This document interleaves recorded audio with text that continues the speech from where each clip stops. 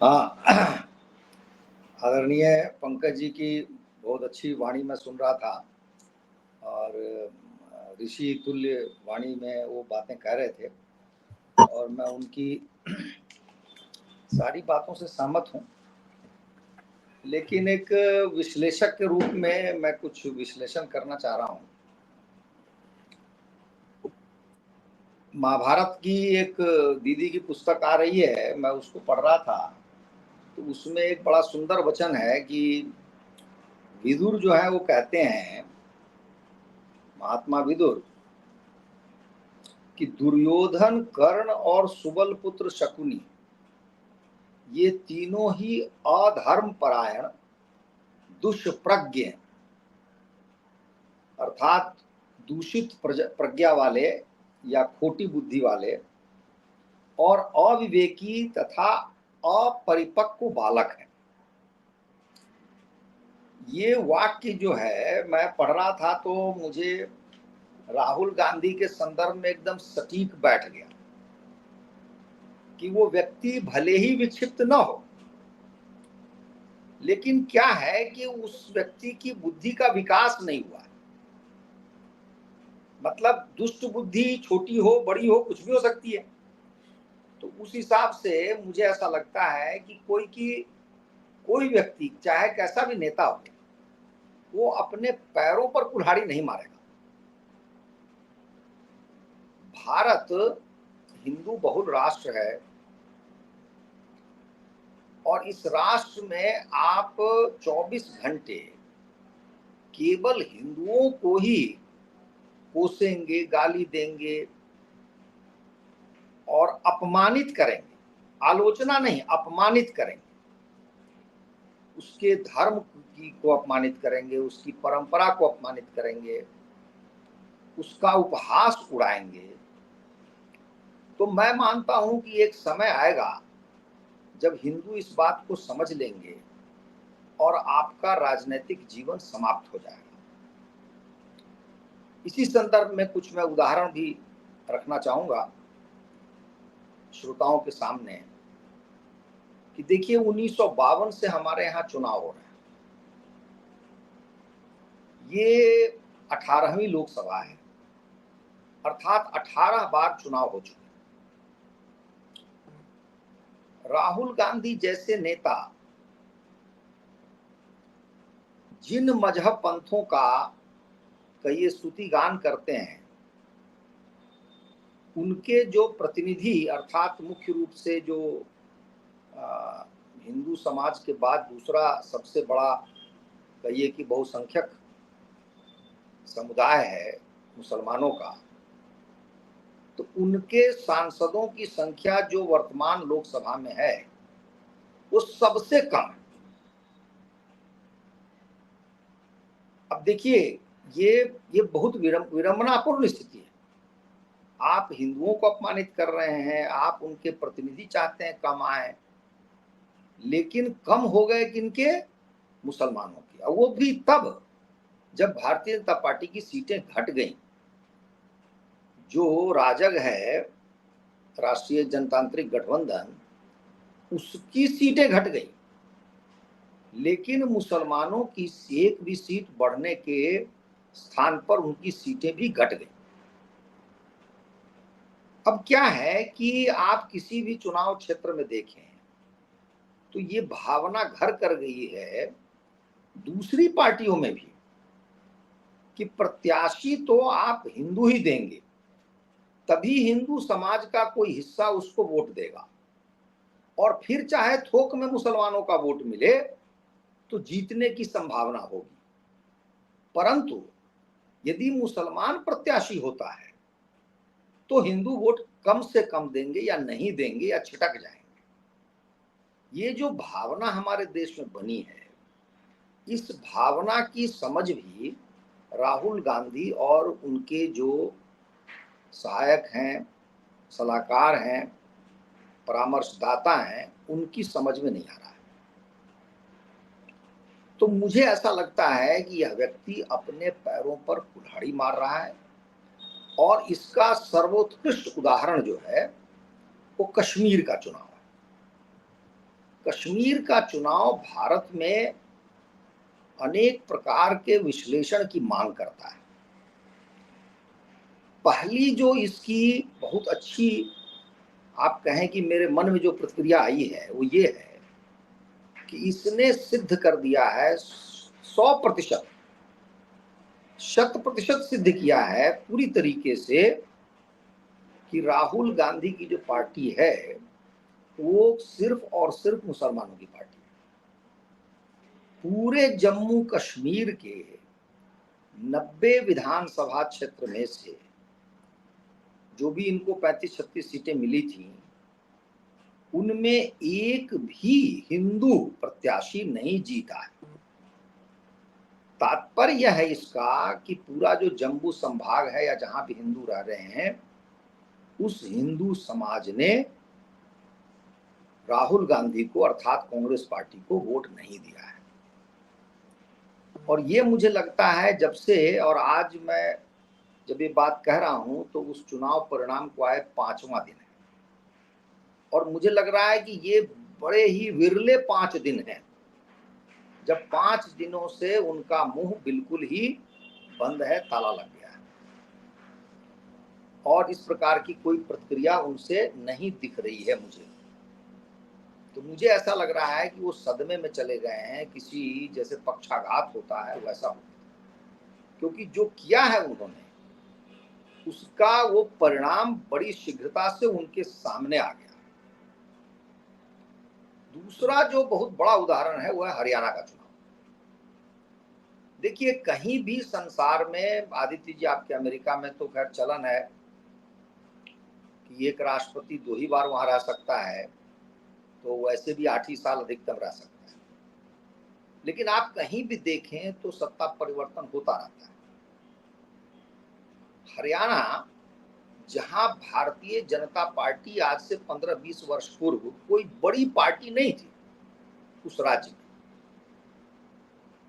वहां पर 10 वर्षों तक सत्ता में रहने के बाद, और सत्ता में रहने के बाद जब मैं कह रहा हूं तो स्वाभाविक रूप से 10 वर्षों का कार्यकाल इतना लंबा हो जाता है कि बहुत असंतुष्ट लोग हो जाते हैं, असंतुष्टों की संख्या बढ़ती है क्योंकि अपेक्षाएं होती हैं आपकी। इसके बावजूद अगले 5 साल के लिए अर्थात 15 वर्षों के लिए हरियाणा से कांग्रेस पार्टी, जो सबसे बड़ी पार्टी, सबल पार्टी थी वहां की, उसको सत्ता से बाहर कर देना, मैं मानता हूं कि ये भारतीय राजनीति की अभूतपूर्व घटना है। और ये क्यों हो रहा है? ये इसलिए हो रहा है कि हिंदुओं को जिस प्रकार 24 घंटे निरंतरता के साथ अपमानित किया गया है, उस अपमान के कारण हिंदुओं में जागरूकता पनपी है, और यह इस जागरूकता का एक बहुत बड़ा उदाहरण है कि जैसे जैसे लोगों को समझ में आती है बात, वैसे वैसे लोग अब अपनी मुखर प्रतिक्रिया देने को तैयार हो गए। पंकज जी ने एक बहुत ही सूक्ष्म और बढ़िया बात कही है कि जिस तरह की अपमान करने वाली, अपमानजनक भाषा का प्रयोग यह व्यक्ति करता है, वैसा कांग्रेस पार्टी में भी इस व्यक्ति के पूर्व जो लोग हुए हैं और इसके परिवार के सदस्य हुए हैं, उन्होंने भी कभी नहीं की थी इस तरह की बात। नेहरू घोर हिंदू विरोधी होते हुए भी, एक प्रकार से कम्युनिस्ट होते हुए, पता नहीं उनके विषय में क्या क्या कहा जाता है, एथिस्ट थे क्या थे, और आजकल तो सूचनाओं का भंडार खुल गया है, पिटारा खुल गया है भारत में। कुछ लोग कहते हैं उनके पिताजी हिंदू नहीं थे तो माँ हिंदू नहीं थी, तो ये हिंदू नहीं थे, और स्वयं भी जवाहर नेहरू ने कभी इस बात के लिए कोई बहुत ही, जिसको कहते हैं गौरव पूर्ण वाणी से ये स्वीकारोक्ति कहीं नहीं दी है कि मैं हिंदू हूँ। और उनका जो बालपन है, बाल्यावस्था है जो बीती है, वो या तो मुसलमानी तौर तरीके से या ईसाइयत के तौर तरीके से बीती, और शिक्षा दीक्षा भी लंदन में हुई, और एक परिपक्व मनुष्य के रूप में भारत आए तब भी वो कितना भारत जानते थे, क्योंकि बचपन में ही आपके दोस्त मित्र बनते हैं, तो इनसे भी वो वंचित थे, इसलिए भारत को भी वो समझ नहीं पाए, तभी भारत की खोज करने लगे और ऐसी ऐसी पुस्तकें लिखी उन्होंने। लेकिन उस व्यक्ति ने भी हिंदुओं का ऐसा अपमान नहीं किया, इंदिरा गांधी ने ऐसा अपमान नहीं किया, राजीव गांधी ने ऐसा अपमान नहीं किया। राजीव गांधी के लिए तो आप और कह सकते हैं कि वह व्यक्ति एक पारसी पिता का पुत्र था, तो उस समय तक तो जो भी कुछ हिंदू धर्म का कुछ भी अंश बचा होगा वो सब तो अब तिरोहित होने लगा था। राजनैतिक रूप से अपने अपने मंत्रियों के साथ या अपने दूसरों के साथ राजीव गांधी का व्यवहार अवश्य बहुत अच्छा नहीं रहा, लेकिन हिंदू समाज को अपमानित करना, और वो भी सरेआम सार्वजनिक रूप से, यह कभी देखने सुनने को नहीं मिला। मैं गहराई से इस पर विश्लेषण यदि करूं तो मेरे सामने एक दूसरा तथ्य उभर कर आता है। राजीव गांधी के समय तक कांग्रेस पार्टी भारत में न केवल सबसे बड़ी पार्टी थी, वरन सत्ताधारी पार्टी थी। सबको ज्ञात होगा कि 1989 में लगभग 200 के आसपास सीटें आई थी राजीव गांधी को। फिर भी उन्होंने कहा कि नहीं, मैं तो विपक्ष में बैठूंगा। जबकि उनकी मृत्यु के बाद 230 के आसपास सीट मिली और नरसिम्हा राव की सरकार 142-44 सीट मिली 2004 में, तो मनमोहन सिंह की सरकार बनी। तो राजीव गांधी के समय तक जो मुख्य व्यक्ति था पार्टी का, उसकी मनोवृत्ति का पता चलता है कि वह अपने आप को एक प्रकार से नैसर्गिक शासक मानता था देश का, और ये मानता था कि पूर्ण बहुमत और बढ़िया सरकार हो और मैं चलाऊं। इसी मनोवृत्ति के कारण उन्होंने 1989 की का जो दावा था वो नहीं किया, अन्यथा वो दावा कर सकते थे। सबसे बड़ी पार्टी थी एक प्रकार से। अब क्या हुआ है, राहुल गांधी के समय परिस्थितियां बहुत बदल चुकी हैं, इतनी बदल चुकी हैं जिसका अनुमान राहुल गांधी ने भी नहीं किया होगा या कांग्रेस पार्टी के भी किसी व्यक्ति ने नहीं किया होगा। ये जो प्रकारांतर से अल्पमत की सरकारें चलती रही, गठबंधन की सरकारें चली मनमोहन सिंह की, तो वो सरकार नहीं थी जो पुरानी सरकार थी जिसमें एक शासक का एक मनोभाव बनता है, या कहिए अजेय होने का, अपराजेय होने का भाव होता है। ये जोड़ तोड़ की सरकार थी, और कई बार ऐसे अवसर आए जब लगा कि सरकार गिर जाएगी। सरकार को बचाने के लिए सरकार ने अनेक कैसे कैसे उपक्रम किए, ये सार्वजनिक रूप से सबको ज्ञात है। अब क्या हुआ, 2014 के बाद से लगातार 3 बार सत्ता पर अधिकार कर लेने के कारण भाजपा द्वारा कांग्रेस पार्टी और राहुल गांधी प्रमुखता से इनको अब कुछ भी समझ में नहीं आ रहा है, क्योंकि एक तो वो भाव निकल गया कि हम नैसर्गिक शासक हैं। 15 वर्ष का कालखंड बहुत लंबा होता है जब ये विपक्ष में रहने को विवश है, और सीटें भी ऐसी नहीं मिल रही हैं जिनसे कि आप भविष्य के लिए कुछ आशान्वित हो। तो मुझे लगता है ये सतत हार की जो वेदना है, आघात है, वो मानसिक रूप से इनको विचलित कर चुका है। और ये मानसिक विचलन में यही परीक्षा होती है कि कौन सा व्यक्ति, किसका मस्तिष्क कितना कहिए कि सबल है, उसमें कितनी शक्ति है कि विपरीत परिस्थिति में भी वह अपने आप को सामान्य बनाए रखता है।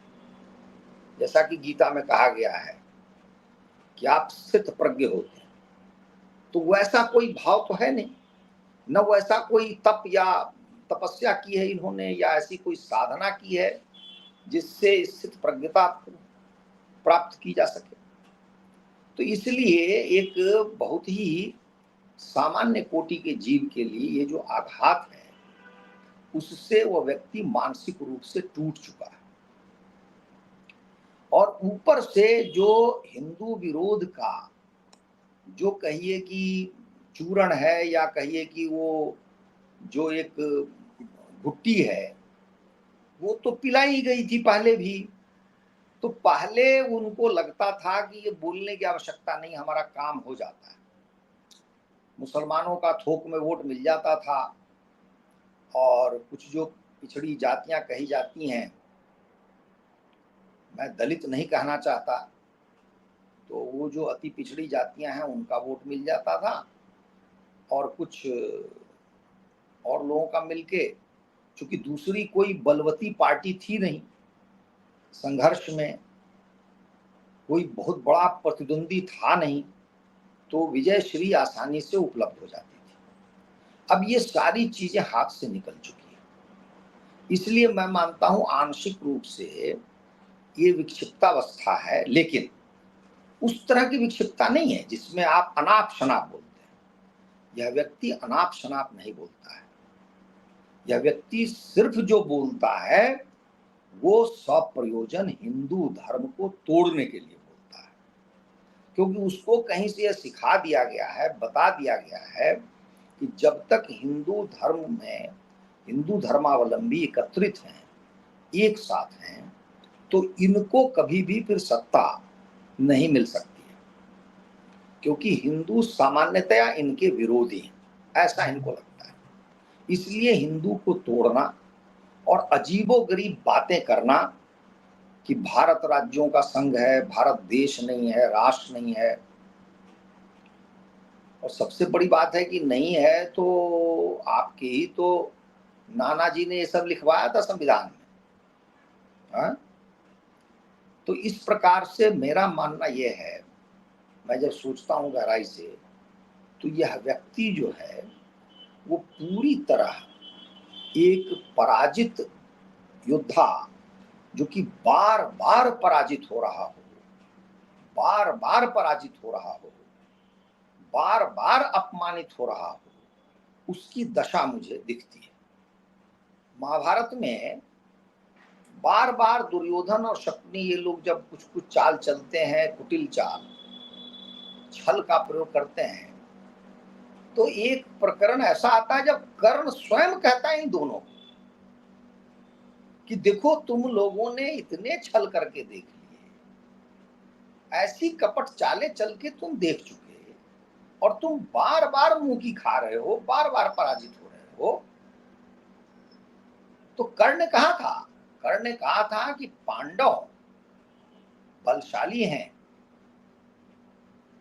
यदि उन्हें जीतना है तो बल का प्रयोग करो, बल की साधना करो। तो यहां पर यही हो रहा है, आपके पास कोई बल नहीं है, आप किसी को बल से पराजित नहीं कर सकते, तो आपके पास क्या बचता है? वही छलघात, वही कुटिल, वही कपट। तो मेरी दृष्टि में यह व्यक्ति अब ऐसे स्थान पर पहुंच चुका है कि उसका आगे बढ़ना लगभग असंभव सा दिखता है। और ऐसे व्यक्ति का अंत कैसा होता है, तो मैं मानता हूं अत्यंत पीड़ादायक, अत्यंत पीड़ादायक। आप सबको ज्ञात होगा कि इस व्यक्ति के विरुद्ध कम से कम, जहां तक मुझे ज्ञात है, 35 से 40 मुकदमे चल रहे हैं, और ये एक से एक भयंकर मुकदमे हैं। हमारे यहाँ जो जुडिशियल सिस्टम है वो कच्छप चाल से चलता है, लेकिन फिर भी चलता है, और उसमें इस व्यक्ति को कभी ना कभी तो पिसना है, फंसना है। तब क्या होगा? अलग अलग देशों के पासपोर्ट का रखना, अलग अलग देशों की नागरिकता होना, ये सब ऐसे ऐसे घनघोर आरोप हैं कि जिनके पार जाना इस व्यक्ति के बूते के बाहर है। पंकज जी ने एक बड़ी अच्छी बात कही कि विदेशी शक्तियां और अन्य जो लोग हैं वो अवश्य इनका मनोबल बढ़ाते हैं, लेकिन आप देखिए कि क्या वो विदेशी शक्तियां ऐसी हैं जो अपने लक्ष्य को भेद सकती हैं? क्या उनमें इतना बल है? तो इस चुनाव में ऐसा लगा कि बल तो है लेकिन इतना बल नहीं है। तो उनके आश्रय यह व्यक्ति भी जी नहीं सकता। अब देखिए एक उदाहरण देता हूं छोटा सा, कि इस व्यक्ति ने हरियाणा के एक चुनाव सभा में कह दिया कि जब राम जन्मभूमि का वो वहां पर जब प्राण प्रतिष्ठा हो रही थी, आयोजन हो रहा था, तो वहां नाच गाना हो रहा था। यह जो एक वाक्य है आदित्य जी, इसकी गूंज भारतवर्ष में मैं बता रहा हूं लाखों बार सुनी गई, और जो भी हिंदू है उसके हृदय को पीड़ा पहुंची। आपके आराध्य देवता हैं भगवान श्री राम, कितने घटिया तरीके से आप कहते हैं कि नाच गाना करें। और वहां पर तो जिसको कहते हैं ना हाथों हाथ परिणाम मिलना, हाथों हाथ परिणाम मिल गया। इनका भाषण हुआ और हाथों हाथ, और उसके बाद से इनको साफ सूंघ गया है। इनको समझ में नहीं आ रहा है कि हम अब क्या करें। यहां तक मैंने आज सुना है कि कई विपक्षी पार्टियां इस बात पर विचार कर रही हैं क्या कि ऐसे व्यक्ति को 5 साल तक विपक्ष का नेता रहना चाहिए। तो उन्होंने कोई एक प्रस्ताव पर विचार किया है कि इसको जो है ना रोटेटिंग बनाया जाए, अर्थात किसी को 1 साल के लिए, किसी को 6 महीने के लिए, क्योंकि सारे विपक्ष का आप नेता बने हुए हैं। तो एक प्रकार से सबको आप लांछित कर रहे हैं, सबको उसी दृष्टि से देखने को आप विवश कर रहे हैं जनता द्वारा। ये उनके लिए बिल्कुल शुभ संकेत नहीं। तो उनको सोचना पड़ेगा कि ये व्यक्ति कहां तक ले जाएगा या कहां तक स्वयं जाएगा। और बड़ा अच्छा अवसर है कि हमारे यहाँ अगले ही महीने 2 और राज्यों में चुनाव होने जा रहे हैं, झारखंड और महाराष्ट्र। और मेरा अनुमान है कि इसमें भी इनके साथ बड़ी दुर्गति होगी। अब ये जो दुर्गति है उसका एक प्रधान कारण तो मैं मानता हूं कि हिंदू जन जागरण है। आज का हिंदू बहुत जागरूक है। जितना जागरूक है उतना मैंने विगत कभी कई दशकों में नहीं देखा। पंकज जी बड़ी बढ़िया बात कह रहे थे कि 16-17 साल की उम्र में उनको राजनीतिक जो है समझ बूझ हुई, और मैं तो इस अर्थ में भाग्यशाली हूं कि बिहार में मेरा जन्म हुआ, और मैं जिस जिले का हूं वो जिला भी इमरजेंसी में, वहां पर काफ़ी आंदोलन चलते थे और मुखर लोग थे, और मेरी आयु थी मात्र 10 वर्ष। तो मेरी राजनीतिक समझ वहीं से बाल्यावस्था से ही आरंभ हुई, और मैंने भी भारतवर्ष में अनेक नेता देखे। लेकिन ये सच है कि इस प्रकार का कोई निकृष्ट प्राणी, जिसको बहुत हद तक आप ये भी नहीं कह सकते कि यदि मान लीजिए ये व्यक्ति नेता नहीं होता, सामान्य मनुष्य होता, तो शायद इसकी कोई चर्चा करना भी पसंद नहीं करता। शारीरिक हाव भाव देखिए आप, बोलने का तौर तरीका देखिए, लगता ही नहीं है कि किसी प्रकार किसी भी संस्कार से कोई संबंध इस व्यक्ति का रहा। परंतु बुद्धिमान इतना है कि गलती से भी कभी मुसलमान के विरुद्ध या कभी ईसाई के विरुद्ध एक शब्द मुंह से नहीं निकलता।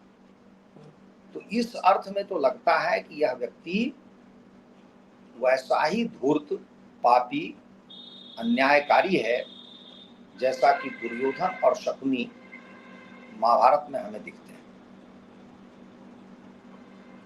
मैं थोड़ा सा तो इसलिए मैं बहुत आशावादी हूं कि ये व्यक्ति, इसका जो है राजनीतिक अंत बहुत निकट है और हमारे सामने है। आदित्य जी, आप तो अमेरिका में रहते हैं, लेकिन भारतवर्ष में बताऊं 29 राज्य हैं जहां पर केवल 3 राज्यों में इस व्यक्ति की सरकार है, और जो 3 राज्यों में सरकार है वहां वो कितने दिन चलेगी सरकार, ये भी भगवान के भरोसे है।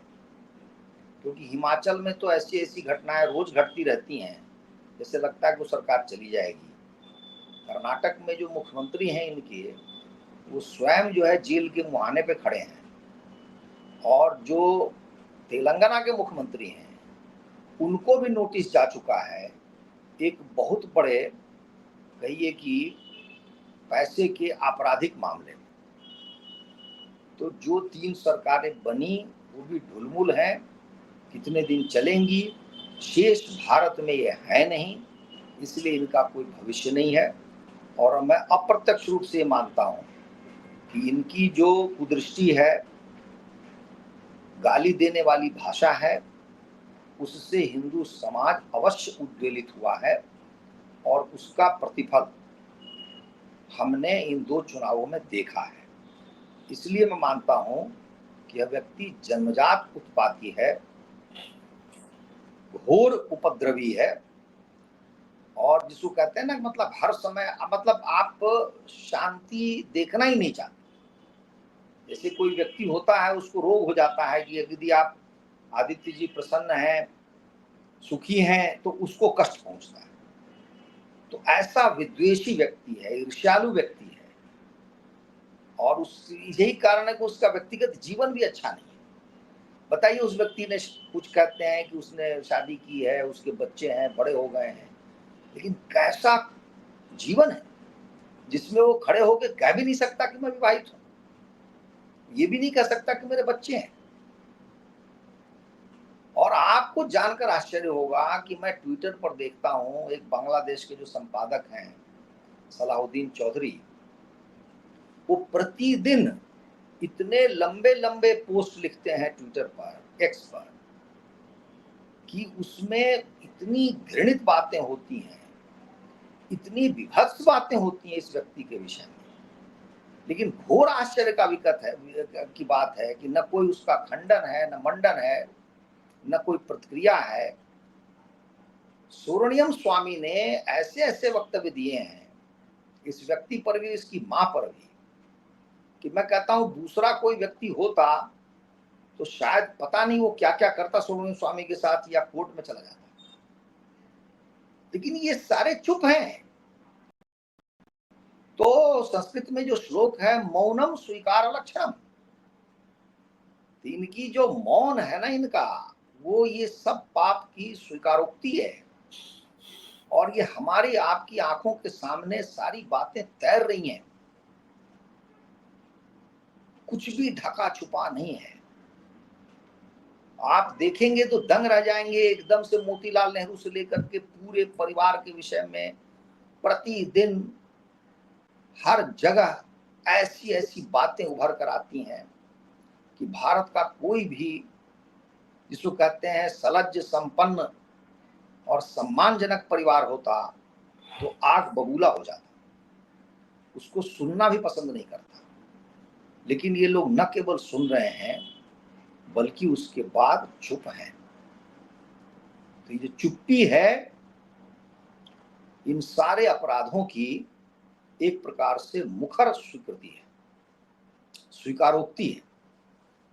और इसलिए मैं मानता हूं कि ये जो उत्पाती व्यक्ति का अंत ऐसा ही होना चाहिए, जिसको कि भारत के लोगों ने समय रहते समझ लिया। अन्यथा जो पंकज जी कह रहे थे कि उसका एक वक्तव्य है कि हमने तो किरासन तेल छिड़क दिया है, बस एक तीली जलानी है दिया सलाई की। तो जब आप अपने ही देश में आग लगाना चाहते हैं, आग लगा के कुछ करना चाहते हैं, तो आप कैसे देशभक्त हैं? क्या आप देश प्रेमी हैं? और देश में जो लोग रहे हैं वो आपसे क्यों आप पर भरोसा करें? नेतृत्व बहुत बड़ा दायित्व होता है। पंकज जी का बड़ा सुंदर वाक्य था कि ये उत्तरदायित्व विहीन व्यक्ति है, इसने दायित्व को समझा ही नहीं। तो न तो व्यक्तिगत जीवन में कोई दायित्व है, न सार्वजनिक रूप से कोई दायित्व है। दायित्व व्यक्ति को धीर गंभीर बनाता है, जिसका घोर अभाव इसके व्यक्तित्व में है। इसलिए मैं मानता हूं कि भले थोड़ा समय लगा, लेकिन इसके किए गए पापों का जो पिटारा है वो खुल चुका है, हमारे सामने है, और लोग इसे समझ गए। और मैं मानता हूं आने वाले समय में इस व्यक्ति का राजनीतिक अंत अवश्यंभावी है, सुनिश्चित है। और एक हिंदू के रूप में तो मैं मानता हूं कर्म फल अवश्य होता है, और वो भी हमको दृष्टिगोचर होगा।